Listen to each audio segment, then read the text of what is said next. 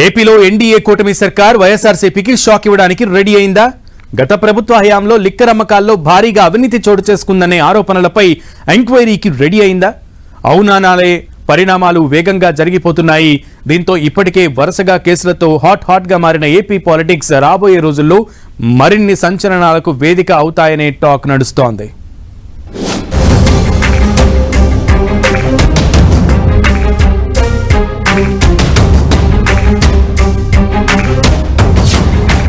ఏపీలో ఇక liquor files అలజడి.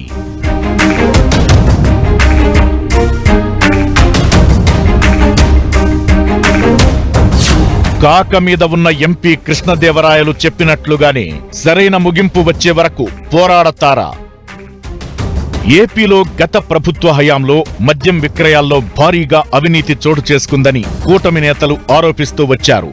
దానికి కొనసాగింపుగా పార్లమెంట్లో నరసరావుపేట ఎంపీ లావు కృష్ణదేవరాయలు అంకెలతో సహా వైఎస్ఆర్సీపీ భారీగా అవినీతికి పాల్పడిందంటూ ఆరోపించారు. అదే ఊపులో కేంద్ర హోంమంత్రిని కూడా ఇదే అంశంపై కలిశారని ప్రచారం సాగుతోంది.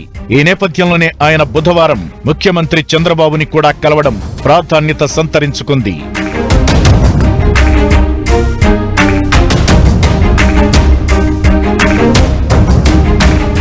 ఢిల్లీలో చోటు చేసుకున్న లిక్కర్ పాలసీ స్కామ్ కంటే కూడా ఏపీ స్కామ్ చాలా పెద్దదని, 4,000 కోట్ల వరకు వైఎస్ఆర్సీపీ నేతలు విదేశాలకు తరలించారని టీడీపీ ఎంపీ లావు ఆరోపించడం సంచలనం సృష్టిస్తోంది. 90,000 కోట్ల వరకు మద్యం విక్రయాలు సాగితే అందులో 18,000 కోట్ల రూపాయల అవినీతి చోటు చేసుకుందనేది లావు ఆరోపణ. వాటిలోనే 2,000 కోట్లను హైదరాబాద్ కి చెందిన సునీల్ రెడ్డి దుబాయ్ కి తరలించారంటున్నారాయన. ఎన్ఫోర్స్మెంట్ డైరెక్టరేట్ రంగంలోకి దిగితే అసలు వాస్తవాలు బయటకి వస్తాయంటున్నారాయన.